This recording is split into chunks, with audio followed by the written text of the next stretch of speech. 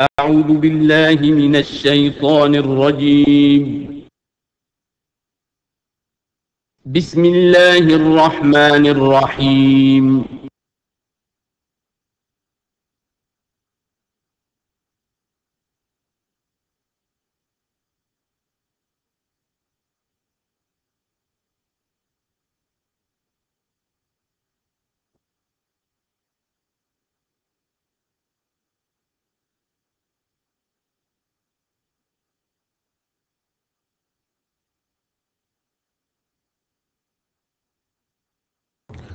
اللهم ذکرنا منہ ما نسینا وعلمنا منہ ما جہلنا وارزقنا تلاوته آناء اللیل وآناء النہار واجعلہ لنا حجتا یا رب العالمین آمین۔ اب ہم اللہ کے نام سے قرآن حکیم میں مکی اور مدنی صورتوں کا جو دوسرا گروپ ہے اس کی مدنی صورتوں کے جوڑے کا مطالعہ شروع کر رہے ہیں۔ مکیات اس دوسرے گروپ میں دو ہیں، سورۃ الانعام، سورۃ الاعراف، جن کا مطالعہ ہم کر چکے، اور میں نے ابتدا ہی عرض کیا تھا کہ یہ گروپ اس اعتبار سے متوازن ہے کہ اس میں دو ہی سورتیں مکی ہیں، دو ہی مدنی ہیں۔ انفال اور توبہ یہ دو مدنیات ہیں۔ ان کا جو ربط اور تعلق ہے اس گروپ کی مکی صورتوں کے ساتھ، پہلے تو اس کو سمجھ لیجئے۔ ہم دیکھ چکے ہیں سورہ انعام اور اعراف میں کہ ان میں اتمام حجت ہوا ہے بنو اسماعیل پر یا مشرکین عرب پر۔ اس اتمام حجت کے بعد اللہ کا جو ہمیشہ سے ضابطہ اور قاعدہ رہا ہے، قانون رہا ہے کہ کسی رسول کے بھیجے جانے کے بعد اور اس کی جانب سے اتمام حجت کے کیے جانے کے بعد بھی اگر کوئی قوم کفر پر اڑی رہے بحیثیت مجموعی تو اس پر عذاب الہی آتا ہے، عذاب استیصال۔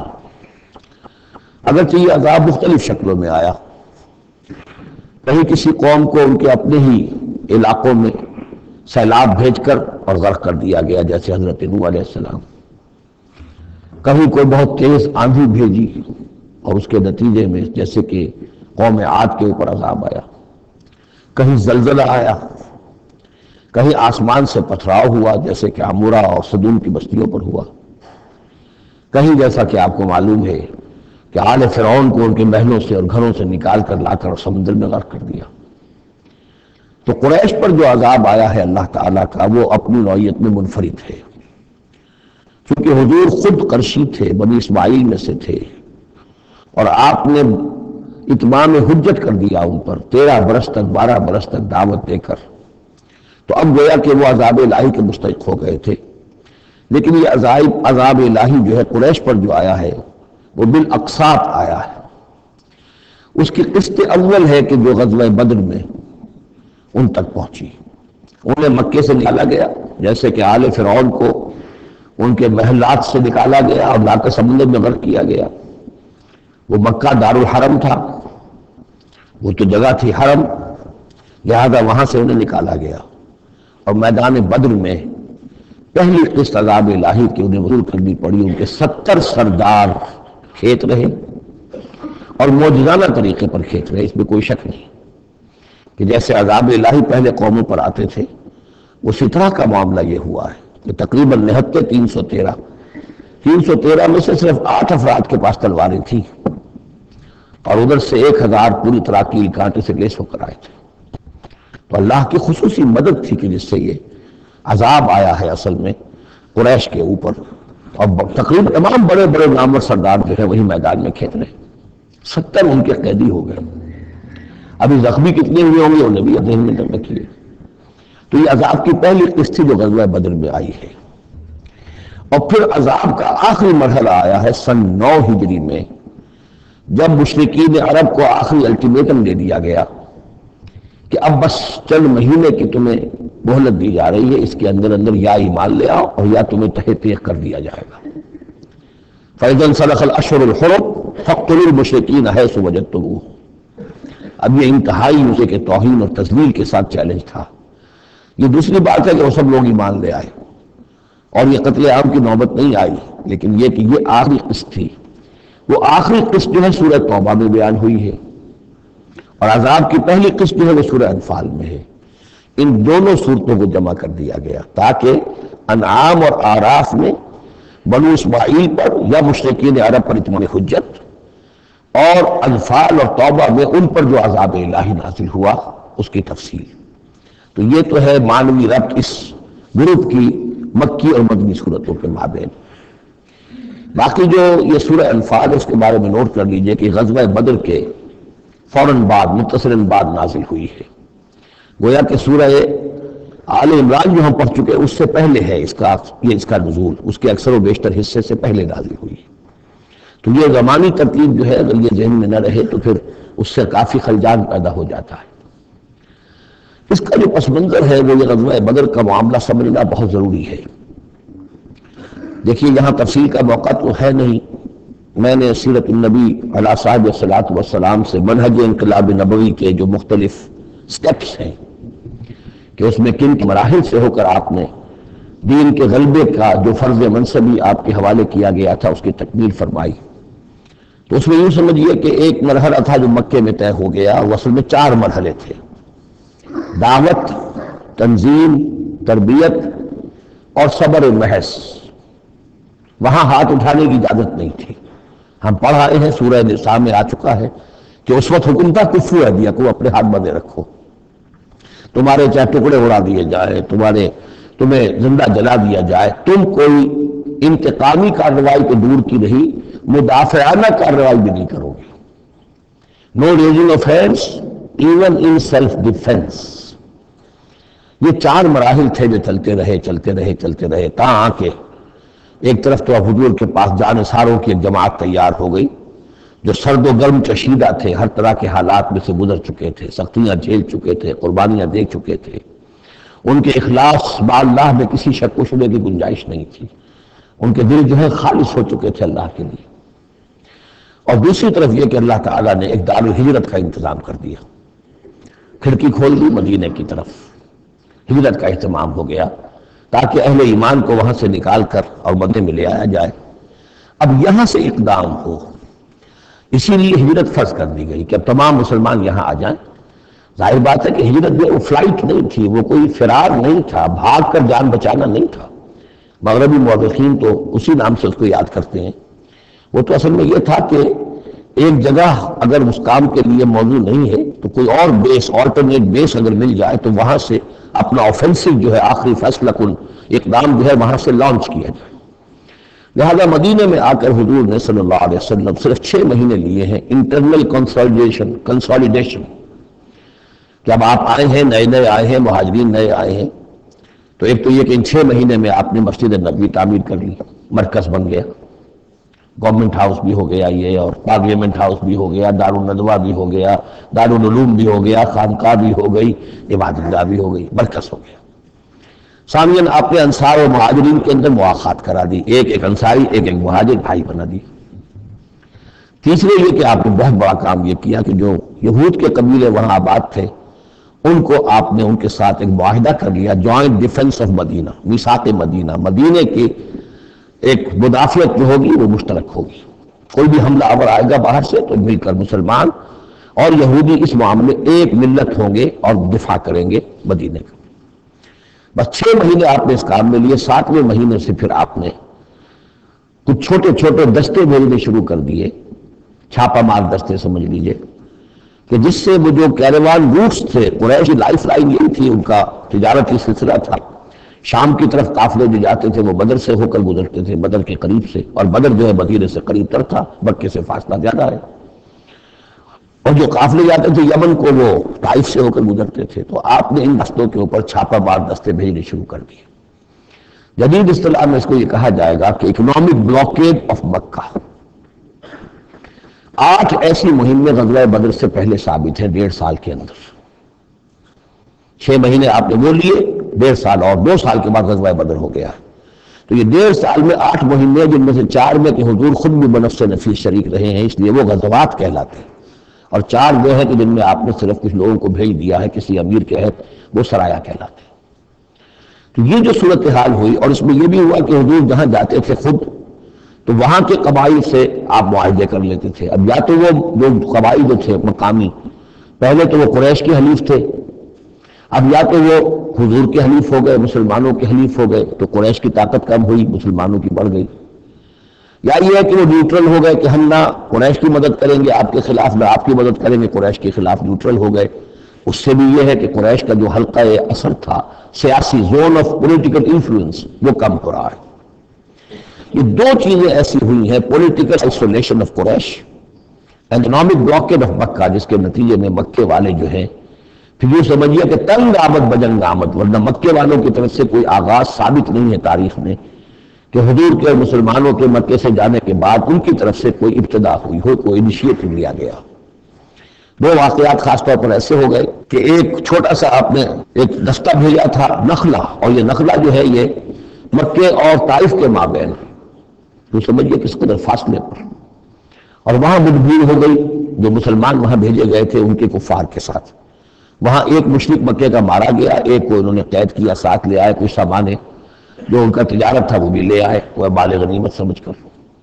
تو حضور اگرچہ ناراض ہوئے کہ میں نے تمہیں لڑنے کا حکم نہیں دیا تھا، میں نے اس لیے بھیجا تھا کہ وہاں رہو اور قریش کی نقل و حرکت سے ہمیں مطلع کرتے رہو، لیکن اب سچویشن پیدا ہو گئی، گویا کہ یہ چاہے ارادہ تھا یا نہیں تھا، ڈی فیکٹو شکل یہ ہوئی کہ اقدام ہو گیا مسلمانوں کی طرف سے، اب آغاز ہو گیا مسلمانوں کی طرف سے۔ ادھر جب ابو سفیان لے کر جا رہے تھے بہت بڑا قافلہ شام کی طرف، تو حضور نے اس کا تعاقب کیا، لیکن وہ تیزی سے نکل گئے تھے۔ لیکن جب واپس آ رہے تھے اور 50,000 دینار کا سامان تھا ان کے قافلے کے اندر، بہت لگا پڑا قافلہ، انہیں یہ خطرہ ہوا کہ اب پھر محمد صلی اللہ علیہ وسلم اور ان کے ساتھی کہیں لوٹیں گے ہمیں اور ہمارے اوپر حملہ کریں گے، روکیں گے ہمارا راستہ۔ تو انہوں نے یہ کی دوہری حکمت عملی کی کہ ایک تو یہ کہ ایک سوار بھیجا، آگے تیزی کے ساتھ دوڑایا کہ مکے جاؤ، کہو کہ میرے ہمیں قافلے کو خطا ہے محمد سے صلی اللہ علیہ وسلم، لہذا مدد بھیجو۔ اور ادھر یہ کیا کہ وہ عام راستہ جو تھا، جو بدر سے ہو کر گزرتا تھا، اسے چھوڑ کر ساحل سمندر کے ساتھ ساتھ نیچے سے ہو کر وہ نکل بھی گئے۔ اب وہاں مکے میں یہ دونوں چیزیں بیک وقت گئی، ایک طرف وہ نخلا سے لوگ روتے پیٹتے چیختے چلاتے ہمارا آدمی مار دیا محمد کے آدمیوں نے، وہ آ گئے، ادھر سے وہ آ گیا جو ابو سفیان کا بھیجا ہوا تھا ایلچی کہ دوڑو دوڑو دوڑو تمہارا قافلہ محمد لوٹنے والے ہیں اور یہ ہے وہ ہے۔ بس وہ وار کرائی وہاں ہوئی اور 1000 کا لشکر جو ہے وہاں پر پھر جمع کیا گیا اور 900 اونٹ فراہم کیے گئے اور 100 گھوڑوں کا ایک رسالہ تیار کیا گیا اور وہ لوگ مکے سے نکل آئے۔ یہ صورتحال ادھر ہو رہی تھی۔ ادھر یہ ہے کہ حضور صلی اللہ علیہ وسلم نے مدینے میں پہلے تو یہ فیصلہ کیا تھا کہ اب یہ قافلہ واپس آنے والا ہے تو اب اس قافلے کا تعاقب کریں، ابھی جنگ وغیرہ کا آپ کو گمان نہیں تھا، ابھی مدینے ہی میں آپ نے یہ جو ہے ایسا ارادہ ظاہر کیا کہ جیسے پہلے بھی گئے تھے، جب قافلہ جا رہا تھا شام کی طرف تو تعاقب کیا تھا، ایسے جب آ رہا ہے تو اسے انٹرسیپٹ کریں۔ لہذا ایک تو مشاورت ہوئی ہے مدینے میں، آیا چلنا چاہیے یا نہیں چلنا چاہیے، وہ میں بعد میں عرض کروں گا جب ہم آیتیں پڑھیں گے۔ پھر جب کچھ لوگ نکل آئے اور یہ نہیں سمجھا گیا تھا کہ کوئی جنگ ہونی ہے، کوئی بڑا لشکر آ رہا ہے، اس سے پر اطلاع نہیں تھی، اسی لیے میں جو جس کے ہاتھ میں آیا، کسی کے پاس نیزہ تھا، کسی کے پاس کچھ اور تھا، تلواریں 8 تھیں، گھوڑے کل 2 تھے، وہ چل پڑ چلو، اس لیے کہ مسئلہ تو قافلے کا مسئلہ ہے نا، کوئی جنگ تو ہے نہیں، کوئی لشکر وشکر تو آ نہیں رہا۔ جب آپ کے سفر طے کر کے مقام صفرا تک پہنچ گئے تو وہاں وہی آ گئی اور آپ کو اطلاع بھی پہنچ گئی، اطلاع بھی پڑ گئی کہ ابو جہل جو ہے 1000 کا لشکر لے کر مکے سے چل پڑا ہے، اور وہی بھی آ گئی۔ اللہ نے بتا دیا کہ اے نبی اب یہ 2 شکلیں ہیں، جنوب سے مکے کی طرف سے ایک لشکر آ رہا ہے کیل کانٹے سے لیس ہے، شمال سے قافلہ آ رہا ہے، اور میرا یہ وعدہ ہے کہ ان دونوں میں سے ایک ضرور تم کو دے دوں گا، تم کو فتح حاصل ہو جائے گی، یہ میرے اہل ایمان کو بتا دیجئے اور ذرا مشورہ کیجئے۔ تو دوسری مشاورت جو ہے وہ مدینے سے نکل کر ہوئی ہے مقام صفرا میں۔ یہ اصل میں جو چیزیں سامنے نہ ہو تو پھر یہ بہت خلجان ہوتا ہے، اور اکثر لوگوں کو، مترجمین کو اور مفسرین کو بہت خلجان رہا ہے ان آیات کے سمجھنے میں۔ اور اس کے علاوہ جو خلجان رہا ہے وہ یہ رہا ہے کہ ایک دور ہم پر ایسا گزرا ہے انگریز کے حکومت کے زمانے میں، اور خاص طور پر جب نئی مغربی سائنس اور مغربی تہذیب کا ہم پر حملہ ہوا ہے، تو چونکہ مغرب کے لوگوں نے یہ کہا کہ یہ اسلام تو تلوار سے پھیلا، بوئے خون آتی ہے اس قوم کے افسانوں سے، تو ہمارے ہاں کچھ مخلص لوگ تھے، نیک لوگ تھے جو چاہتے تھے کہ اسلام کو اور حضور صلی اللہ علیہ وسلم کی سیرت کو بچائیں، اس کی دفاع کریں. انہوں نے کہا نہیں اسلام تلوار سے نہیں پھیلا، حضور نے تو جو جنگیں کی تھی وہ صرف مدافعانہ تھیں، ان کے اوپر جنگ ٹھوس دی گئی تھی اور آپ نے کوئی اقدام نہیں کیا. اور ان میں سب سے بڑا کام کیا ہے ہندوستان میں مولانا علامہ شبلی نعمانی رحمۃ اللہ علیہ نے. میں ان کا نام ادب سے لوں گا اس لیے کہ سر سید احمد کے زیر اثر تھے، اور وہ جو جدید جو ابھی آیا تھا، جو مغربی افکار و خیالات اور تہذیب اور تمدن اور ویلیوز اور نظریات کا جو ریلا آیا تھا، اس کا مقابلہ کرنا آسان کام نہیں تھا. تو یہ اپولوجیٹک انداز اختیار کیا ہے شبلی نعمانی نے، اور اس میں یہ ہے کہ وہ جو ابتدائی جو 8 جو غزوات اور سرایا ہیں جو بدر سے پہلے ہوئے، انہیں بالکل تقریباً نظر انداز کر دیا ہے تاکہ یہ ثابت نہ ہو کہ انیشیٹو حضور کی طرف سے ہوا ہے. یہ چیز جو ہے میں سمجھتا ہوں کہ ایک خاص دور کا تقاضا تھی، وہ دور کا گزر چکا. اب اسلام کا یہ فکر کہ اسلام ایک مکمل دین ہے، یہ اپنا غلبہ چاہتا ہے، اور حضور کو بھیجا گیا تھا اس لیے کہ دین کو غالب کرے، اور دین کو غالب کرنے کی جد و جہد ایک انقلابی جد و جہد ہے.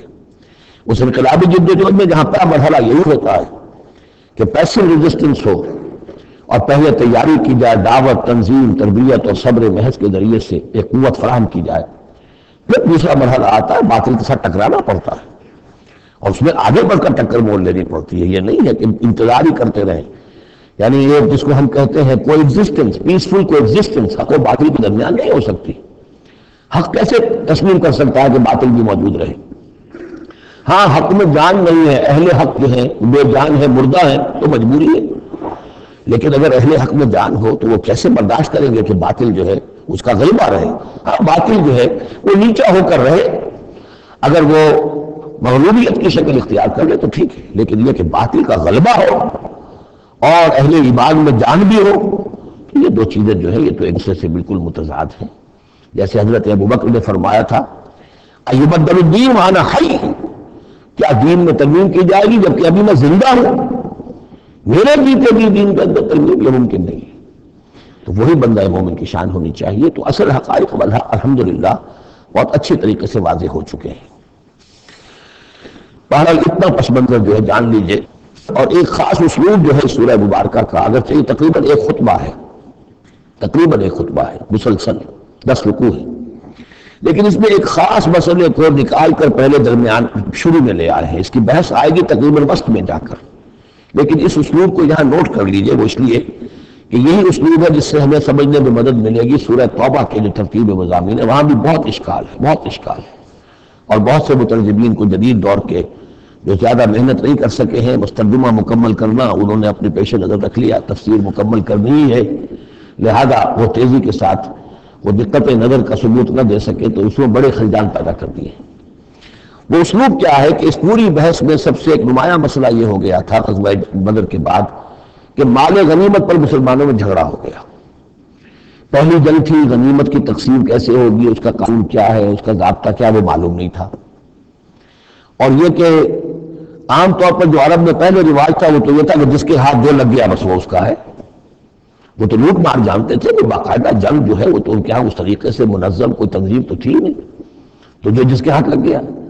اب لوگوں نے یہ سمجھا غزوہ بدر میں جس نے جو کچھ مال غنیمت جمع کیا وہ اس کا ہے. اب کچھ لوگوں نے کہا صاحب کہ ہم یہاں حضور کے حفاظت کے لیے مامور تھے یا پہرے پر تھے، ہم مال جمع نہیں کر سکے تو کیا مطلب ہے ہمارا کوئی حصہ نہیں ہوگا؟ یا یہ ہے کہ کچھ بزرگوں نے کہا جو وہ اتنی بھاگ دوڑ تو نہیں کر سکتے جتنے نوجوان کر سکتے تھے، بھاگ کر دوڑ کر ادھر سے ادھر جمع کر لینا، لیکن یہ کہ ان کی حیثیت ہوتی ہے، وجاہت ہوتی ہے. تو ایک جھگڑا پیدا ہو گیا کہ یہ کس طریقے سے تقسیم ہو، کس کا کتنا حق ہے. تو اس جھگڑے کا ذکر کر کے سورت شروع کی ہے، لیکن اس کے اوپر کوئی بات یہاں نہیں کی، بلکہ کیٹیگوریکل بات کی ہے کہ جڑ کاٹ دی اس کی. لیکن اس پر جو اصل حکم ہے وہ بعد میں آئے گا وسط صورت میں. مال غنیمت کے لیے یہاں لفظ آیا انفال، یسألونک عن الانفال. اے نبی یہ آپ سے انفال کے بارے میں پوچھ رہا ہے. انفال جمع نفل کی، نفل کہتے ہیں کسی اضافی شے کو، جیسے نماز فرض ہے، یہ سنت مؤکدہ ہے، یہ فلاں ہے، یہ نفل ہے، اضافی ہے، آپ کی مرضی پر ہے، پڑھیں نہ پڑھیں. تو جو کہ جنگ میں اصل شے جو مطلوب ہوتی ہے وہ فتح ہوتی ہے. مال غنیمت تو ایک اضافی شے، بونس ہے جو مل گیا، ورنہ اصل شے جو ہے وہ مال غنیمت جو ہے پیش نظر جنگ میں نہیں ہوتی. لوٹ مار میں اصل شے جو ہے وہ لوٹ مار کا مال ہوتا ہے، لیکن جب جنگ ہوتی ہے تو جنگ میں تو اصل چیز جو مقصود ہے وہ فتح ہے. تو اس حوالے سے مال غنیمت کو انفال کے لفظ سے تعبیر کیا گیا، یسألونک عن الانفال، اے نبی یہ آپ سے پوچھ رہے ہیں مال غنیمت کے بارے میں، قل الانفال للہ والرسول، پہلے تو جڑ کاٹ دی مسئلہ کہہ دیں کہ یہ انفال کل کے کل اللہ اور اس کے رسول کے ہیں، تم میں سے کسی کا کوئی حق ہے ہی نہیں، لاؤ سب جمع کرو، یہ فتح جو ہے تمہارے ہاتھوں نہیں آئی ہے، یہ اللہ کی خصوصی مدد سے آئی ہے، لہذا کسی کا کوئی حق نہیں۔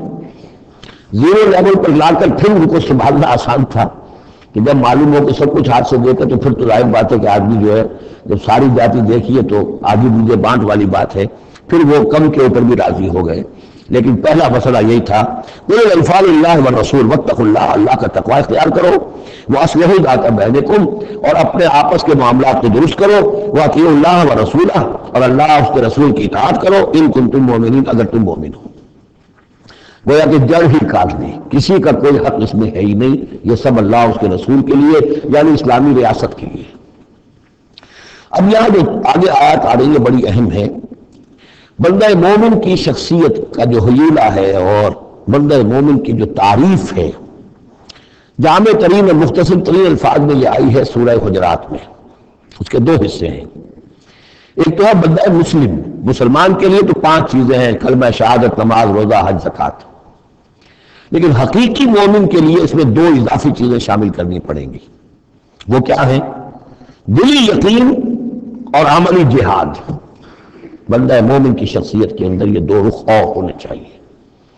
جو صرف مسلمان ہے، کلمہ شہادت، نماز، روزہ، زکوٰۃ، بنی الاسلام علی 5، شہادت لا الہ الا اللہ وان محمد رسول اللہ واقام الصلاۃ وایتاء الزکوٰۃ وصوم رمضان وحج البیت۔ لیکن مومن انما المؤمنون الذین آمنوا باللہ ورسولہ ثم لم یرتابوا، یقین والا ایمان، دل میں ایمان، وجاہدوا باموالہم وانفسہم فی سبیل اللہ، اور جہاد کریں اپنی جان اور مال کے ساتھ اللہ کی راہ میں۔ اب یہاں یہ سمجھیے کہ سورہ حجرات کی آیت نمبر 15 میں جو ڈیفینیشن آئی ہے، جیسے پرکار ہوتی ہے، پرکار کو کھول دیا، ایک حصے کی کیفیات کو یہاں اس سورہ انفال کے شروع میں لے آئے ہیں، اور دوسری جہاد والی کیفیات کو سورہ انفال کے آخر میں لے آئے ہیں، تو یہ پرکار یہاں کھلی ہوئی ہے اس ڈیفینیشن کی۔ تو ایک حصہ ڈیفینیشن کا یہاں آ رہا ہے، انما المؤمنون الذین اذا ذکر اللہ وجلت قلوبہم، اہل ایمان حقیقی مومن تو وہ ہیں کہ جب اللہ کا ذکر کیا جاتا ہے تو ان کے دل لرز جاتے ہیں، وَإِذَا تُلِيَتْ عَلَيْهِمْ آیَاتُهُ، اور جب انہیں اس کی آیات پڑھ کر سنائی جاتی ہے، زادتہم ایمانا، ان کے ایمان میں بڑھوتری ہوتی ہے، اضافہ ہوتا ہے، وَعَلَىٰ رَبِّهِمْ يَتَوَكَّلُونَ، اور وہ اپنے رب پر توکل کرتے ہیں، الَّذِينَ يُقِيمُونَ الصَّلَاةَ، جو نماز کو قائم رکھتے ہیں، وَمِمَّا رَزَقْنَاهُمْ يُنْفِقُونَ، اور جو کچھ ہم نے انہیں دیا ہے اس میں سے اللہ کے لیے، اللہ کے دین کے لیے خرچ کرتے ہیں، انفاق فی سبیل اللہ مراد۔ اولئک هم المؤمنون حقا، یہ وہ لوگ ہیں سچے مومن ہیں، حقیقی مومن ہیں۔ لیکن نوٹ کر لیجئے یہ بھی ابھی آدھی ڈیفینیشن آئی ہے، اس سورہ مبارکہ کے آخر میں آئے گی، اور وہاں جا کے پھر یہ الفاظ آئیں گے۔ یہ آیت نمبر 74 ہے، والذین آمنوا وہاجروا وجاہدوا فی سبیل اللہ والذین آووا ونصروا اولئک هم المؤمنون حقا لهم مغفرۃ ورزق کریم۔ اس کے بعد ایک آیت اور بعد میں ہے، سورت ختم ہو جاتی ہے۔ تو لاسٹ بٹ 1 آیت اور ادھر پہلی کے بعد دوسری، ان 2 جگہ پر ایمان کے حقائق کو تقسیم کر کے پرکار کو کھول کر گویا کہ پوری سورت کو ان 2 کے درمیان لے لیا گیا ہے، گود میں لے لیا گیا ہے۔ ایمان کی ڈیفینیشن کے یہ 2 حصے جو ہیں ان کی میں اب یہاں سے شروع ہو رہا ہے غزوہ بدر کا۔ کما اخرجک ربک من بیتک بالحق، جیسے کہ نکالا آپ کو اے نبی آپ کے رب نے آپ کے گھر سے حق کے ساتھ، یعنی آپ کا یہ بدر کی طرف روانہ ہونا جو ہے یہ اللہ تعالیٰ کی ایک اسکیم کا حصہ تھا، اللہ کی اپنی ایک تدبیر ہے۔ وَإِنَّ فَرِيقًا مِّنَ الْمُؤْمِنِينَ لَكَارِهُونَ، اہل ایمان میں سے کچھ لوگ اسے پسند نہیں کر رہے تھے۔ یہ کون لوگ؟ یہ ہے وہ پہلی مشاورت جو مدینہ ہی میں ہوئی ہے۔ ان میں ظاہر بات ہے مدینہ میں منافق بھی تھے، جن کا خیال یہ تھا لڑنے بھیڑنے کا، لوٹ مال کرنے کا، یہ کوئی فائدہ ہے بھلا؟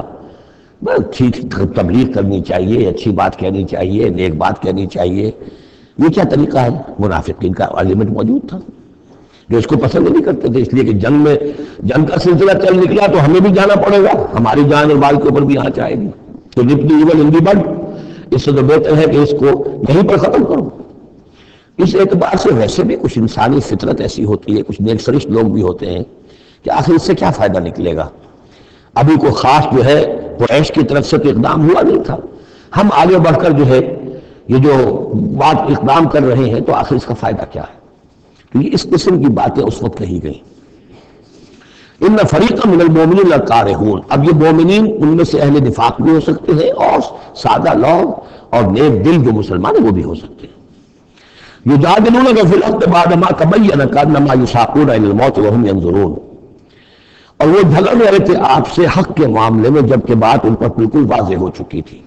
یہ دوسری آیت میرے نزدیک جو دوسری مشاورت ہوئی ہے مقام صفرا پر اس سے متعلق ہے.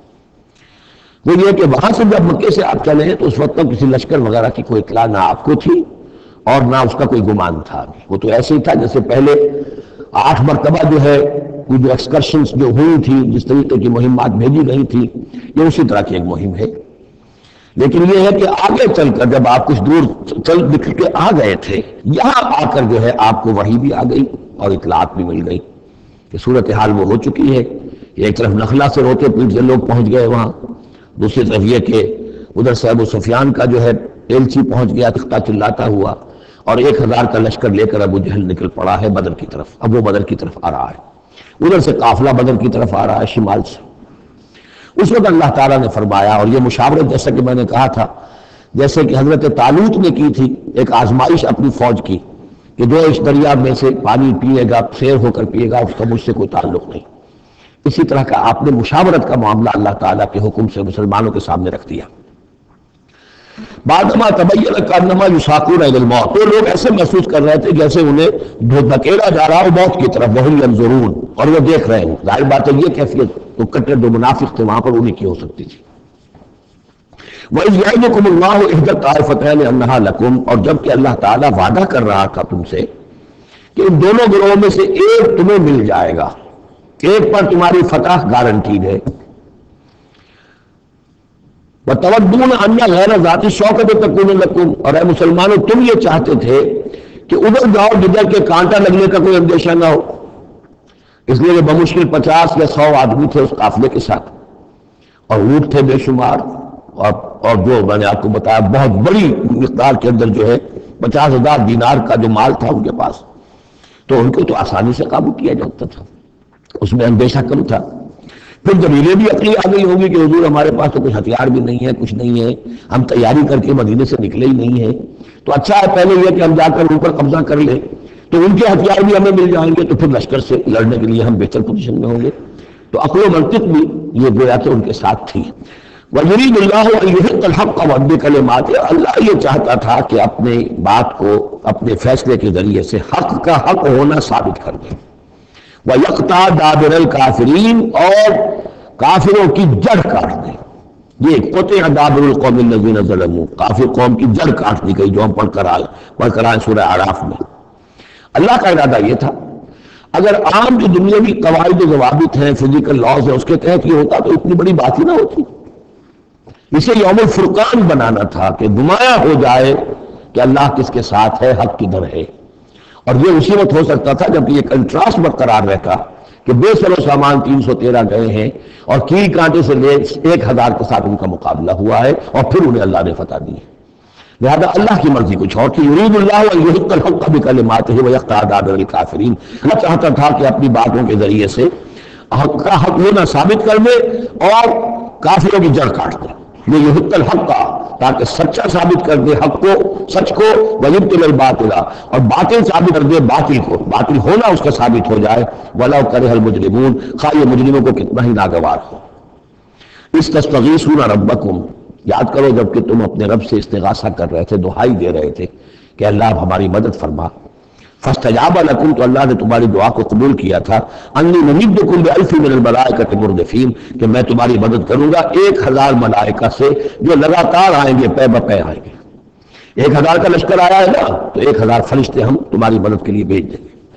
وما جعلہ اللہ الا بشرا, اور اللہ نے اس کو نہیں بنایا مگر تمہارے لیے بشارت، وَلِتَطْمَئِنَّ بِهِ قُلُوبُكُمْ، اور تاکہ تمہارے دل مطمئن ہو جائیں۔ وَمَا النَّصْرُ إِلَّا مِنْ عِنْدِ اللَّهِ، اور مدد تو اللہ کی طرف سے ہوتی ہے، فرشتوں کو بھیجے بغیر بھی وہ مدد کر سکتا ہے۔ کن فیکون کی شان کے ساتھ وہ جو چاہے کر دے، لیکن یہ کہ تمہارا جو اپنا ایک سوچنے کا انداز ہے، بل بنائے طب بشری، تمہاری تسکین کے لیے ہم نے یہ شکل کر دی کہ 1000 دشمن آ رہا ہے تو 1000 فرشتہ تمہاری مدد کے لیے ہم بھیج دیں گے۔ ان اللہ عزیز الحکیم، یقیناً اللہ تعالیٰ سب زبردست ہے اور حکمت والا۔ یغشیکم النعاس امنۃ منہ، جبکہ تم کو ڈھانپ لیا تھا ایک اونگ نے جو امن کی اور تسکین کا ذریعہ بن گیا اللہ کی طرف سے۔ یہ 2 معجزے ہوئے ہیں خاص اس وقت، معجزے اس معنی میں کہ عام حالات میں انہیں نہیں ہوتی، لیکن اس میں کوئی خرق عادت نہیں ہے۔ معجزہ اس معنی میں نہیں ہے کہ اس کو چیلنج کر کے حضور نے دکھایا ہو، اس معنی میں نہیں، بس یہ کہ غیر معمولی اللہ کی نصرت کی شکلیں ہیں۔ ایک تو یہ کہ حالانکہ معاملہ بڑا یعنی سخت تھا، لیکن رات کو جا کے پڑاؤ پر مسلمان سوئے اطمینان سے، بڑی عمدی سے نیند آئی، دل میں وہ دغدغہ نہیں تھا، اللہ پر اطمینان تھا، اللہ کے لیے نکلے تھے، لہذا ان کو بے چینی اور تشویش اور کل کیا ہو جائے گا، رہیں گے کہ نہیں رہیں گے، زندگی ہوگی موت، کچھ نہیں، نیند آئی، انہیں اطمینان سے سوئے، صبح کو اٹھے تو وہ گویا کہ چاق و چوبند تھے۔ نمبر 2 یہ ينزل علیکم من السماء ماء، اور جب کہ اتارا اس نے تم پر آسمان سے پانی، بارش ہو گئی، اس سے یہ ہوا لیطہرکم، تاکہ تمہیں پاک کرے، جنہیں غسل کی حاجت تھی غسل کر لیا، وَيُذْهِبَ عَنْكُمُ الرِّجْسَ الشَّيْطَانَ، اور دور کر دے تم سے شیطان کی نجاست کو، وَلِيَرْبِطَ عَلَىٰ قُلُوبِكُمْ، اور یہ کہ تاکہ تمہارے دلوں کے اندر بھی، بارش بعد جو فضا ہوتی ہے اس سے طبیعت کے اندر بھی ایک اطمینان اور سکون پیدا ہوتا ہے، ورنہ واقعہ یہ ہے کہ جہاں پر آ کر قریش پہلے ڈیرہ ڈال چکے تھے، پانی پر ان کا قبضہ تھا، اب یہاں پانی نہیں تھا، بارش ہوئی تو وہ نشیبی جگہ میں انہوں نے ایک اپنا حوض بھی جمع کر لیا، پانی بھی جو ہے وہ ان کے پاس فراہم ہو گیا۔ وَيُثَبِّتَ بِهِ الْأَقْدَامَ، اور پانی جب برسا تو مٹی دب گئی، مٹی کے جمنے کی وجہ سے پاؤں بھی اور دب گئے، وہ جگہ جو تھی وہاں پر جو ہے اہل ایمان جو مجاہدین تھے ان کے پاؤں قدم جمنے کی صورت پیدا ہو گئی۔ یوحی ربک الی الملائکۃ، اور جب یاد کرو، گمان کرو، تصور کرو، جبکہ آپ کا رب وہی کر رہا تھا فرشتوں کو، انی معکم، وہ جو 1000 فرشتہ اللہ نے بھیجا، انی معکم، میں تمہارے ساتھ ہوں، فثبتوا الذین آمنوا، تو جاؤ اور اہل ایمان کے قدموں کو جما دو، اہل ایمان کے دلوں کو جما دو۔ سألقی فی قلوب الذین کفروا الرعب، عن قریب میں ان کافروں کے دلوں میں رعب ڈال دوں گا، ان پر دہشت طاری ہو جائے گی۔ فاضربوا فوق الاعناق، پھر مارنا ان کی گردنوں کے اوپر جیسے چاہے، واضربوا منہم کل بنان، اور مارنا ان کی ایک ایک پور پر، یعنی یہ کہ جب کسی شخص پر کوئی شخص دہشت زدہ ہو جائے تو اس کے اندر قوت مدافعت نہیں رہتی، پھر گویا کہ وہ جو بھی حملہ آور ہے اس کے رحم و کرم پر ہے، جدھر سے چاہے چوٹ لگائے، جدھر سے چاہے مارے۔ ذالک بانہم شاقوا اللہ ورسولہ، اور یہ سزا ان کو اس لیے دی جائے گی کہ انہوں نے مخالفت کی، زدم زدہ کی، دشمنی کی اللہ کی اور اس کے رسول کی۔ ومن یشاقق اللہ ورسولہ فإن اللہ شدید العقاب، اور جو اللہ اور اس کے رسول کا دشمن ہو جائے اور اس سے زدم زدہ کرے تو اللہ تعالیٰ بھی سزا دینے میں بہت سخت ہے۔ ذالکم فذوقوہ، دیکھو اب یہ قریش سے خطاب ہے، ذالکم فذوقوہ، دیکھو یہ آگے پہلی قسط وصول کرو، چکھ لو اس کو، وَأَنَّ لِلْكَافِرِينَ عَذَابَ النَّارِ، اور ابھی جو تمہارے یہ کھیت رہے ہیں ان کی سزا یہی ختم نہیں ہو گئی ہے، ان کے لیے جہنم کا عذاب ہے۔ یا ایھا الذین آمنوا اذا لقیتم الذین کفروا زحفا، اہل ایمان جب تمہارا مقابلہ ہو جائے کافروں سے میدان جنگ میں، یہ زحف کہتے ہیں جبکہ باقاعدہ 2 لشکر ایک دوسرے کے سامنے مد مقابل بن کر آئیں، ایک چھاپا مار جنگ ہوتی ہے، اسی کے 8 جو پہلی سے مہمیں تھی وہ جنگ کی شکل نہیں تھی بلکہ وہ مہمیں تھی چھاپا مار، لیکن اب یہ پہلی مرتبہ جنگ ہوئی ہے، لہذا اس کے حوالے سے بات ہو رہی ہے۔ یا ایھا الذین آمنوا اذا لقیتم الذین کفروا زحفا فلا تولوہم الادبار، تو تم ان کو پیٹھ مت دکھاؤ، پیٹھ مت موڑو، مطلب یہ کہ کھڑے رہو، ڈٹے رہو، مقابلہ کرو، جان چلی جائے لیکن یہ کہ پیچھے قدم نہ ہٹے۔ وَمَن یُوَلِّهِمْ یَوْمَئِذٍ دُبُرَهُ، اور جو کوئی بھی اس روز اپنی پیٹھ دکھا دے گا یعنی میدان جنگ سے بھاگے گا، 2 استثناءات کے ساتھ، اِلَّا مُتَحَرِّفًا لِقِتَالٍ، سوائے اس کے کہ یا تو وہ کوئی داؤ لگا رہا ہو جنگ کے لیے، اس سے 2 آدمی بھی جنگ کرتے ہیں اور تلوار اور اس کے ساتھ، تو کوئی ذرا ادھر ہٹتا ہے، پیچھے کو ہٹتا ہے، وہ بھاگنا نہیں ہوتا کہ وہ تو در حقیقت ایک ٹیکٹیکل موو ہے، وہ تو ایک اپنے داؤ کے لیے ذرا پیچھے ہٹنا، اب اس وقت میسرہ کو پیچھے کر لیا جائے اور جو میمنہ ہے اسے آگے بڑھایا جائے، یہ بات اور ہے۔ اور متحیزا الی فئۃ، یا یہ کہ کوئی اور جمعیت ہے جس کی طرف جا کر ملنا ہے اور اس کے لیے ریٹریٹ ہو رہی ہے، تو آرڈنری ریٹریٹ یہ ایک علیحدہ شے ہو جائے گی، اور ٹیکٹیکل موو یہ علیحدہ شے ہو جائے گی۔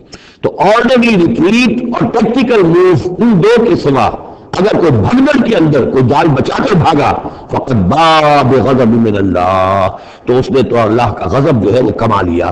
ومأواہ جہنم، اس کا ٹھکانہ جہنم ہوگا، وبئس المصیر، اور وہ بہت ہی برا ٹھکانہ ہے۔ اب یہ بات آ گئی فلم تقتلوہم، اے مسلمانوں تم نے انہیں قتل نہیں کیا، ولکن اللہ قتلہم، اللہ نے انہیں قتل کیا۔ ویسے تو یہ کہ فاعل حقیقی اللہ ہے، ہم جو کام بھی کرتے ہیں اور جس شے کے اندر بھی کوئی تاثیر ہے وہ اللہ ہی کی وجہ سے، لا فاعل فی حقیقت ولا مؤثر الا اللہ، عام حالات میں بھی یہ، لیکن یہ خاص حالات تھے جن میں اللہ تعالیٰ کی خصوصی مدد آئی ہے۔ فلم تقتلوہ ولکن اللہ قتلہم وما رمیت اذ رمیت ولکن اللہ رما، اور اے نبی آپ نے بھی جو کنکریوں کی مٹھی بھر کر پھینکی تھی، آپ نے کنکریاں لی اپنی مٹھی میں اور پھینکا کفار کے لشکر کی طرف، شاہت الوجوہ، چہرے جو ہے بگڑ جائیں، تو یہ پتہ نہیں کہاں تک اللہ نے ان کنکریوں کو پہنچایا ہے۔ تو فرمایا اور آپ نے جب وہ کنکریوں کی مٹھی پھینکی تھی، ما رمیت اذ رمیت، آپ نے نہیں پھینکی تھی، ولکن اللہ رما، یہ تو اللہ تعالیٰ نے پھینکی تھی۔ ہاتھ ہے اللہ کا، بندہ مومن کا ہاتھ۔ وَلِيُبْلِيَ الْمُؤْمِنِينَ مِنْهُ بَلَاءً حَسَنًا، تاکہ اللہ تعالیٰ اہل ایمان کے جوہر نکالے، ان کے اندر کی چھپی ہوئی جو صلاحیتیں ہیں مخفی ہیں انہیں اجاگر کرے۔ یہ ذرا نوٹ کر لیجئے، بلا یبلو کے معنی ہوتا ہے آزمانا، تکلیف میں ڈال کر کسی آزمائش میں۔ ابلا یبلی جب یہ باب افعال سے آتا ہے تو کسی کے جوہر کو نکھارنا، کسی کی جو خابیدہ جو ہے اس کی صلاحیتیں ان کو ابھارنا، یہ ہے ابلا۔ لِيُبْلِيَ الْمُؤْمِنِينَ مِنْهُ بَلَاءً حَسَنًا، تاکہ اللہ تعالیٰ خوب اہل ایمان کے اوپر ان کے جو ہے جوہر نکھارے۔ ان اللہ سمیع علیم، یقیناً اللہ سب کچھ سننے والا اور جاننے والا ہے۔ ذالکم وان اللہ موہن کید الکافرین، یہ تو ہو چکا، اب اس جنگ کا جو نتیجہ تھا اقتباس تم نے دیکھ لیا، لیکن آئندہ بھی سمجھ لو اللہ تعالیٰ کافروں کے تمام چالوں کو ناکام بنا دے گا۔ یہ اہل ایمان سے بھی خطاب ہو گیا اور وہ یہ کہ کفار کے لیے بھی، اور پھر کفار سے خطاب ہے اذ تستفتحون فقد جاءکم الفتح۔ اصل میں ابو جہل جو لشکر کا وہ سمجھیے کمانڈر ان چیف حیثیت سے آیا تھا، اسے اتنا یقین تھا کہ میں نے اتنی تیاری کی ہے، اتنا ساز و سامان ہے کہ ہم مسلمانوں کو کچل کر رکھ دیں گے، تو پہلے سے پروپیگنڈا شروع کر دیا تھا یہ یوم الفرقان ہوگا، یہ پتہ چل جائے گا اللہ کس کے ساتھ ہے۔ اللہ کو تو وہ بھی مانتے تھے، اللہ کے ساتھ دیوی اور دیوتاؤں کو مانتے تھے نا، اللہ کے منکر تو نہیں تھے، لیکن یہ کہ ادھر اللہ ہی اللہ تھا، ادھر اللہ کے ساتھ اور منات اور دیوتا اور وہ بھی تھے، تو یہ کہ اللہ کس کے ساتھ ہے یہ ثابت ہو جائے گا، یعنی وہ اتنا یقین تھا اسے۔ جیسے 65 کی جنگ میں لاہور، فال آف لاہور دکھا دیا گیا BBC ٹیلی ویژن کے اوپر، جو ہو چکا لاہور جو ہے اس پر تو بھارتی فوج کا قبضہ ہو چکا، اتنا یقینی تھا۔ اسی طرح اس نے یوم الفرقان کہا، تو اسی کو اللہ تعالیٰ نے یوم الفرقان بنا دیا تاکہ منکشف ہو جائے، یہ بات مبرر ہو جائے کہ اللہ کس کے ساتھ ہے۔ اس اعتبار سے اس کی دعا بھی بڑی عجیب ہے، جو اس نے آ کر بدر سے ایک رات قبل جب کہ حضور بھی دعا مانگ رہے تھے اور طویل ترین سجدہ کیا تھا، تو بھی دعا کی تھی، اور وہ دعا جو ہے وہ موحدانہ دعا ہے، اس میں کسی لات عزا حبل بنات کا کوئی تذکرہ نہیں۔ اللہم اے اللہ اقطعنا الرحم وعین الغدات، جس نے ہمارے رحمی رشتے کاٹ دیے ہیں کل تو اسے ذیل و خوار کر دے۔ یعنی اس کا جو سب سے بڑا چارج تھا، الزام تھا حضور پر، وہ یہ تھا کہ اس شخص نے آ کر ہمارے خاندانوں میں تفریق پیدا کر دی، بھائی کو بھائی سے جدا کر دیا، ایک بھائی مسلمان ہو گیا وہ علیحدہ ہو گیا، باقی بھائی کافر ہیں، ایک دوسرے کے دشمن ہو گئے، ماں باپ سے اولاد کو جدا کر دیا، شوہر کو بیوی سے کاٹ دیا، بیوی کو شوہر سے کاٹ دیا۔ ہماری طاقت تھی، ہمارا قبیلہ تھا، ہم قریش تھے، ظاہر بات ہے کہ قبائلی زندگی میں اتحاد، یکجوئی، یہی تو چیزیں ہوتی ہیں ساری کی ساری، کہ جس کی وجہ سے ان کی ساتھ ہوتی ہے، تو اس نے تو آ کر ہمارا ستیہ ناش کر دیا۔ اقطعنا الرحم، جس میں رحمی رشتے کاٹ دیے ہیں ہمارے، فاعل الغدات، تو اے اللہ کل اسے ضرور و خوار کر دی دو۔ یہ دعا تھی ابو جہل کی۔ بہرحال اللہ تعالیٰ اب ان سے خطاب کر کے کہہ رہے ہیں کہ اے مشرکین مکہ ان تستفتحوا، اگر تو تم چاہتے تھے کہ فیصلہ ہو جائے، فقط جاءکم الفتح، تو فتح فیصلہ ہو چکی، فیصلہ اللہ کا آ چکا، معلوم ہو گیا کہ حق کدھر ہے باطل کدھر ہے۔ وَإِن تَنْتَهُوا فَهُوَ خَيْرٌ لَكُمْ، اب بھی اگر تم باز آ جاؤ تو یہ تمہارے لیے بہتر ہے۔ وَإِن تَعُودُوا نَعُودْ، اگر دوبارہ ارادہ کرو گے ہم بھی یہی کچھ دوبارہ کریں گے. وَلَن تُغْنِيَ عَنْكُمْ فِئَتُكُمْ شَيْئًا، اور تمہاری یہ نفری اور جمعیت اور تمہاری یہ تعداد میں کسی کام نہیں آ سکے گی. وَلَوْ كَثُرَتْ، خواہ بہت ہو. وَأَنَّ اللَّهَ مَعَ الْمُؤْمِنِينَ، اور یہ کہ اللہ اہل ایمان کے ساتھ ہے. یا ایھا الذین آمنوا، اب یہ جو رکوع آ رہا ہے تیسرا، یہ بہت ہی جامع بہت اہم ہے. اس میں سے جو تین آیتوں کے گروپ ہیں وہ تو خاص طور پر ہماری توجہ کی اور مسلمانان پاکستان کی توجہ کے لیے بڑے اہم ہیں. یا ایھا الذین آمنوا اطیعوا اللہ ورسولہ ولا تولوا عنہ وانتم تسمعون، اے ایمان اللہ اور اس کے رسول کی اطاعت کرو اور نہ منہ موڑو اس سے جبکہ تم سن رہے ہو. یعنی اللہ کے رسول نے کہا تھا کہ چلو بدر کی طرف، تو تمہاری یہ رد و قدا اور یہ پاؤں پیٹنا جس کو کہتے ہیں، یہ مختلف الفاظ اس کے لیے محاوروں میں آتے ہیں، تو یہ جو تم کر رہے تھے کیوں کر رہے تھے؟ جب اللہ اس کے رسول کی طرف سے بات آئی تھی تو ہر ایک کو کہنا چاہیے تھا سمینا واطعنا، جو آپ کا حکم ہو. اطیعوا اللہ واطیعوا الرسول ولا تولوا عنہ وانتم تسمعون. ظاہر بات ہے تمام مسلمانوں سے بات نہیں ہے، یہاں بھی ذہن میں رکھیے وہی جنہوں نے کمزوری دکھائی تھی ان کی طرف اشارہ ہے. ولا تکونوا کالذین قالوا سمعنا وهم لا يسمعون، ان لوگوں کی مانند نہ ہو جاؤ جو کہتے ہیں کہ ہم نے سن لیا، حقیقت میں وہ سنتے نہیں ہیں. یعنی توجہ اڑا ہوا ہے، طبیعت جو ہے وہ یکسو ہے ہی نہیں، تو کیا سننا ہے؟ سنا انسنا ہو گیا. ان شر الدواب عند اللہ الصم البکم الذین لا یعقلون، یقیناً تمام چوپایوں میں بدترین اللہ کے نزدیک یہی لوگ ہیں جو بہرے ہیں، گونگے ہیں اور عقل سے کام نہیں لیتے. اب یہ منافقین ہی کی طرف اشارہ ہو رہا ہے. وَلَوْ عَلِمَ اللَّهُ فِيهِمْ خَيْرًا، اگر اللہ تعالیٰ کے علم میں ہوتا کہ ان میں کوئی خیر ہے، لَأَسْمَعَهُمْ، اللہ انہیں سنا دیتا.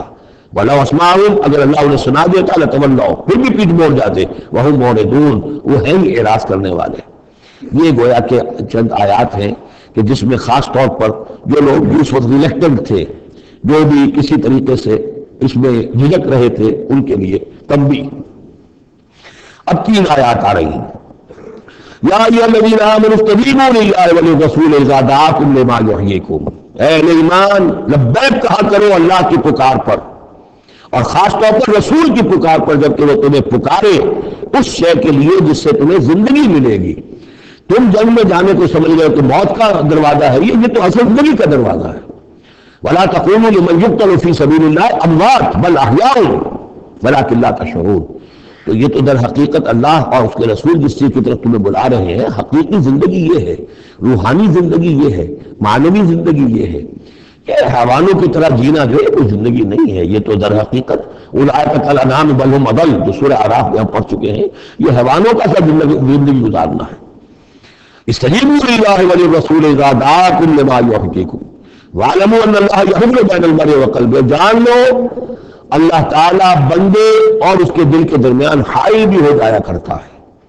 یعنی اگر اللہ کی رسول کی پکار سنی اور انسنی کر دی، پھر سنی انسنی کر دی، پھر اللہ تعالیٰ پردہ بن جائے گا، اب سننے نہیں دے گا، معذور ہو جاؤ گے سننے سے. یہی وہ بات ہے جس کو کہیں کہتے ہیں ختم اللہ علی قلوبہم وعلی سمعہم، ان کے دلوں پر اللہ نے مہر کر دی ہے، ان کی سماعت پر. اور ہم پڑھ چکے ہیں سورہ نام میں وَنُقَلِّبُ أَفْئِدَتَهُمْ وَأَبْصَارَهُمْ كَمَا لَمْ يُؤْمِنُوا بِهِ أَوَّلَ مَرَّةٍ. پہلی مرتبہ اگر نہیں کرو گے قبول تو پھر یہ ہے کہ تمہارے دل الٹ دیے جائیں گے، تمہاری نگاہیں الٹ دی جائیں گی.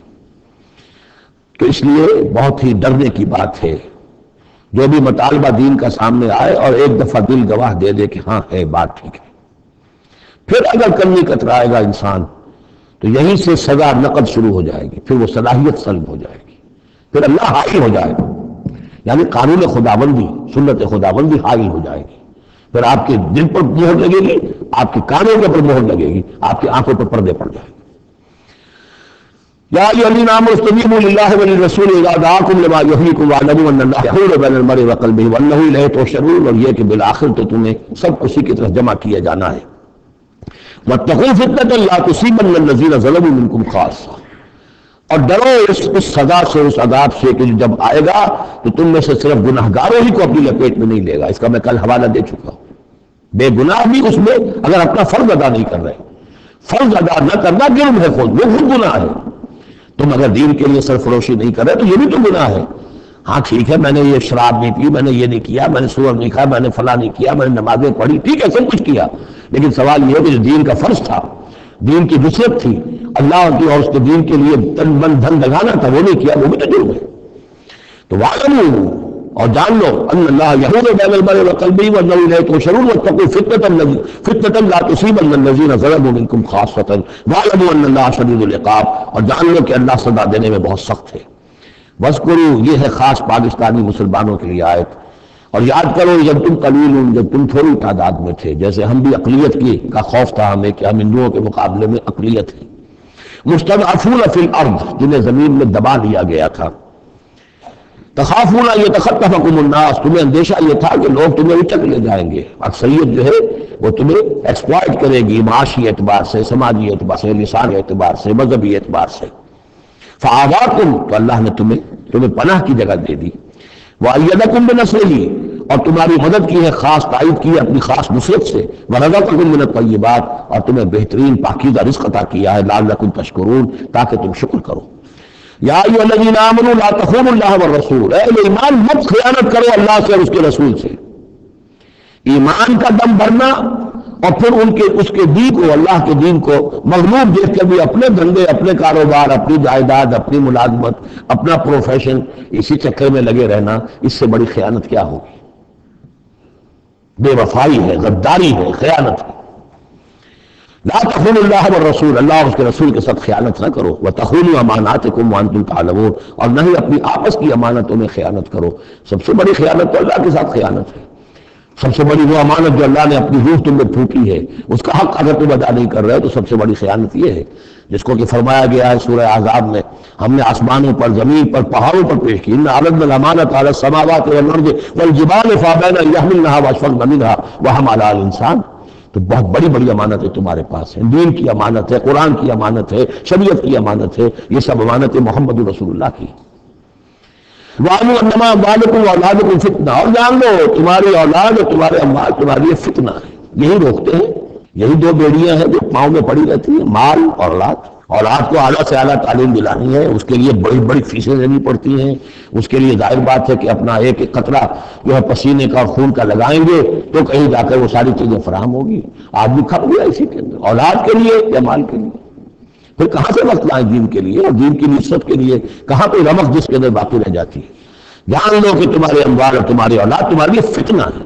فتنہ کہتے ہیں جس پر کسی کو پرکھا جاتا ہے، کسوٹی جس کے اوپر پرکھا جا رہا ہو۔ وَأَنَّ اللَّهَ عِندَهُ أَجْرٌ عَظِيمٌ، اور یقیناً اللہ ہی کے پاس ہے بڑا اجر۔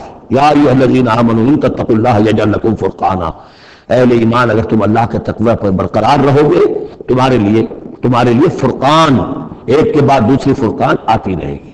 پہلا فرقان تو یہ آ گیا، یہ فتح جو تمہیں دی گئی ہے۔ وَيُكَفِّرْ عَنْكُمْ سَيِّئَاتِكُمْ، اور یہ کہ تمہارے سے تمہاری جو کمزوریاں ہیں، برائیاں ہیں، وہ اللہ تعالیٰ دور کر دے گا۔ وَيَغْفِرْ لَكُمْ، اور بخش دے گا۔ وَاللَّهُ ذُو الْفَضْلِ الْعَظِيمِ، اللہ بڑے فضل والا ہے۔ وَإِذْ يَمْكُرُ بِكَ الَّذِينَ كَفَرُوا، اب یہ ہجرت سے پہلے جو صورتحال تھی مکے میں کہ قریش کے سردار بیٹھتے تھے دارالندوا میں، کیا کریں اب ہم محمد صلی اللہ علیہ وسلم کو قتل کر دیں، سازشیں ہوتی تھیں، اور اسی طریقے سے انہیں قید کر دیں، کہیں یہاں سے نکلنے پہ مجبور کر دیں، تو وہ جو سازشیں ان کی ہوتی تھی اور مشورے ہوتے تھے ان کا ذکر ہے۔ اور جب یاد کیجئے جبکہ وہ لوگ جو کافر ہوئے، یہ کافر لوگ آپ کے بارے میں مشورے کرتے تھے، چالیں چلتے تھے، اسکیمیں بناتے تھے، سازشیں کرتے تھے۔ یثبتو کا نمبر ایک تو یہ کہ آپ کو کہیں قید کر دیں، اور یقتلو کا یا قتل کر دیں، اور یخرجو کا یا آپ کو اپنی بستی سے کہیں نکال دیں۔ وَيَمْكُرُونَ وَيَمْكُرُ اللَّهُ، وہ بھی چالیں چل رہے تھے، ان کی بھی اسکیمز تھی اور اللہ کی اپنی اسکیم تھی۔ وَاللَّهُ خَيْرُ الْمَاكِرِينَ، اور ظاہر بات ہے کہ اللہ تعالیٰ بہترین ہے پلاننگ کرنے والا اور بہترین ہے تدبیر فرمانے والا۔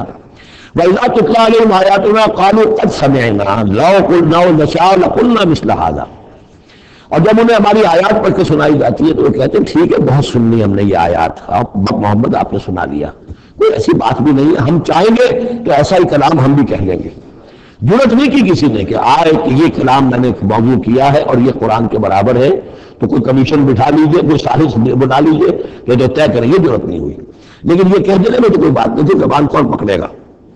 لو نشاء لقلنا مثل هذا، اگر ہم چاہیں گے تو ہم بھی ایسے کہہ دیں گے، کوئی ایسی بڑی بات نہیں ہے۔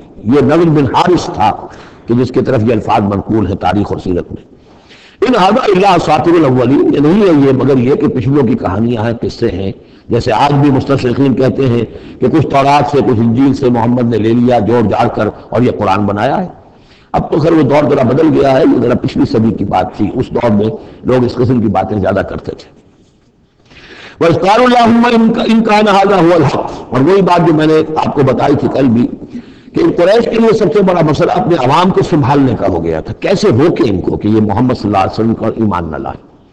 اس کے لیے جو اور تدبیریں وہ کرتے تھے اسی کی طرح کی ایک تدبیر کا ذکر آ رہا ہے۔ مجمع عام میں کھڑے ہو کر دعائیں مانگ رہے ہیں، اے اللہ اگر یہ جو تم محمد کہہ رہے ہیں اگر یہ حق ہے اور تیرے پاس سے آیا ہے یہ قرآن، فامطر علینا حجارۃ من السماء وَإِذْ قَالُوا اللَّهُمَّ إِنْ كَانَ هَذَا هُوَ الْحَقُّ مِنْ عِنْدِكَ، اگر یہ ہے حق تیری طرف سے، فامطر علینا حجارۃ من السماء، تو برسا دے ہم پر پتھر آسمان سے، اب ائتنا بعذاب الیم، یا پھر بھیج دے ہم پر کوئی عذاب۔ اب عذاب آیا نہیں، دیکھ لو اس کا مطلب یہ کہ یہ محمد جھوٹے ہیں صلی اللہ علیہ وسلم۔ ہم نے تو کہہ دیا، اللہ کو پکار کر کہہ دیا، ہو سکتا ہے کبھی کعبے کے پردے پکڑ پکڑ کے کہا ہو اسی طریقے سے تاکہ پورا یقین ہو جائے کسی دل میں بھی ہمارے عوام کی اگر کوئی وسوسہ کوئی دغدغہ باقی نہ رہے۔ وَمَا كَانَ اللَّهُ لِيُعَذِّبَهُمْ، اور اللہ تعالیٰ انہیں عذاب نہیں دے سکتا تھا، اللہ کے لیے ممکن نہیں تھا کہ ان پر عذاب بھیجتا، وَأَنْتَ فِيهِمْ، جبکہ ابھی اے محمد آپ ان کے مابین موجود تھے۔ ہجرت سے پہلے معاملہ نہیں ہوا کرتا یہ، اللہ اپنے رسول کو ان کے ساتھی اہل ایمان کو نکال لیتا ہے، اس کے بعد کوئی عذاب اس نوعیت کا آتا ہے جس نوعیت کا وہ عذاب مانگ رہے تھے۔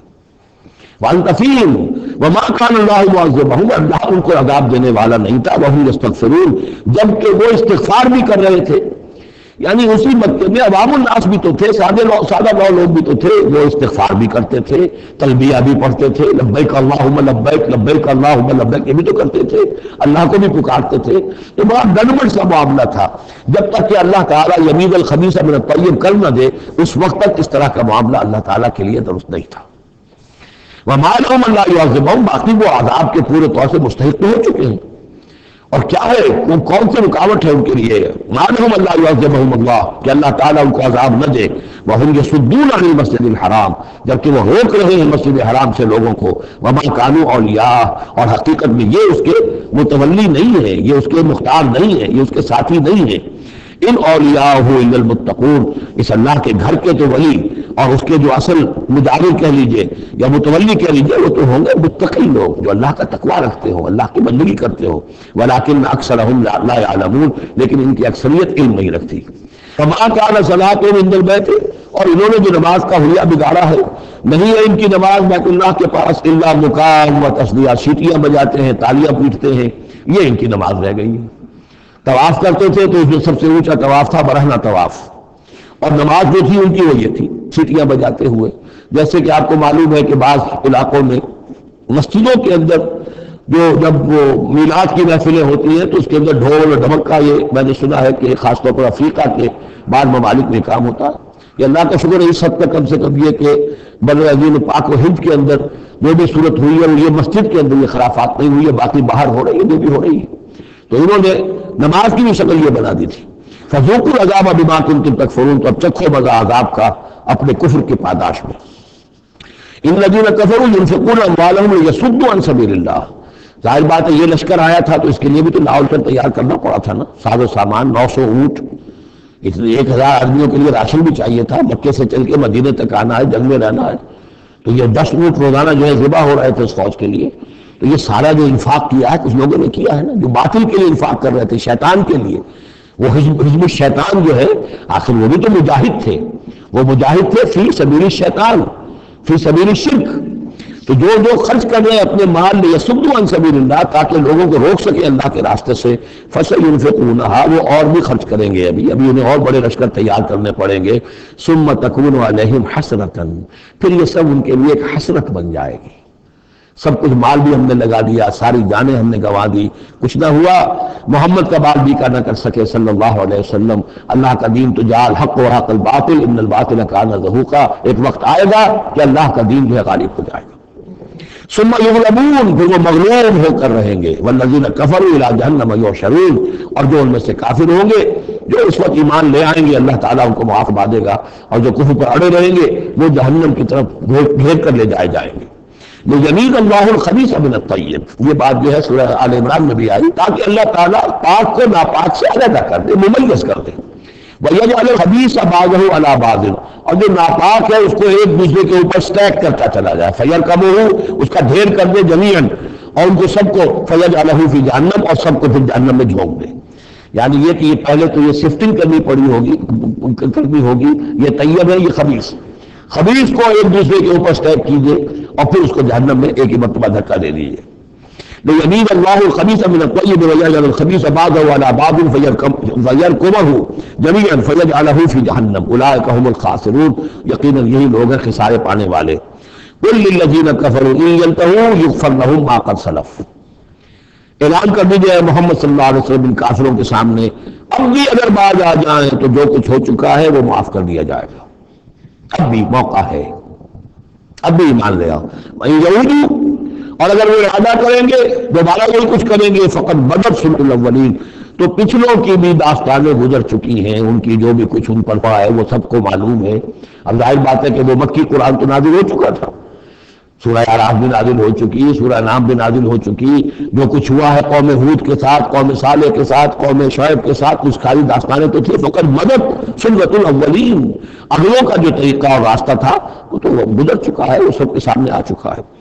وَقَاتِلُوهُمْ حَتَّى لَا تَكُونَ فِتْنَةٌ وَيَكُونَ الدِّينُ كُلُّهُ لِلَّهِ، یہ سورہ بقرہ میں بھی آیت آئی تھی اور اب آئی ہے اضافی شان کے ساتھ، یعنی اے مسلمانوں اب تمہاری یہ دعوت و تحریک جو ہے یہ اس مرحلے میں داخل ہو گئی، آرمڈ کانفلکٹ۔ اب یہ 15 برس کے بعد حضور نے جب دعوت کا آغاز کیا ہے مکے میں، اس کے بعد سے 15 برس گزر چکے، اب وہ دعوت، تنظیم، تربیت، صبر محض کا دور ختم ہوا، پیسو ریجسٹنس کا دور ختم ہوا، اب ایکٹیو ریجسٹنس کی محمد نے صلی اللہ علیہ وسلم اقدام کیا، اور اقدام کے نتیجے میں آخری اور چھٹا مرحلہ آ گیا، یعنی عام کانفلکٹ۔ اب تلوار سے ٹکرا چکی، اب تمہاری تلواریں نیام میں نہیں جائیں گی جب تک کام مکمل نہ ہو جائے، اور کام کی تکمیل کیا ہے؟ فتنہ بالکل ختم ہو جائے۔ وَقَاتِلُوهُمْ حَتَّى لَا تَكُونَ فِتْنَةٌ، فتنہ وہ کیفیت ہے کہ جس میں ایمان پر قائم رہنا، ایمان پر عمل کرنا مشکل ہو جائے۔ جب باطل کا غلبہ ہے تو ایک بندہ مومن کے لیے ایمان پر پوری طریقے سے کاربند ہونا مشکل ہے، لہذا اس صورتحال کو ختم کرو، یعنی اب دین کا غلبہ ہو جائے۔ حَتَّى لَا تَكُونَ فِتْنَةٌ وَيَكُونَ الدِّينُ كُلُّهُ لِلَّهِ، دین بھی جزوی نہیں، کل کا کل دین اللہ ہی کے تابع آ جائے۔ فَإِنِ انْتَهَوْا فَإِنَّ اللَّهَ بِمَا يَعْمَلُونَ بَصِيرٌ، پھر اگر وہ باز آ جائے تو جو کچھ وہ کر رہے ہیں اللہ اسے دیکھ رہا ہے۔ وَإِن تَوَلَّوْا، اور اگر پیچھ موڑ لیں، وَاعْلَمُوا، تو اے مسلمانوں تم یہ جان لو، أَنَّ اللَّهَ مَوْلَاكُمْ، اللہ تمہارا مولا ہے، تمہارا ولی ہے، ساتھی ہے، مددگار ہے، خوش پناہ ہے۔ نعم المولا ونعم النصیر، کیا ہی اچھا ہے وہ حمایتی اور کیا ہی خوب ہے وہ مددگار۔ بارک اللہ لی ولکم القرآن العظیم ونفعنی وإیاکم بالآیات والذکر الحکیم۔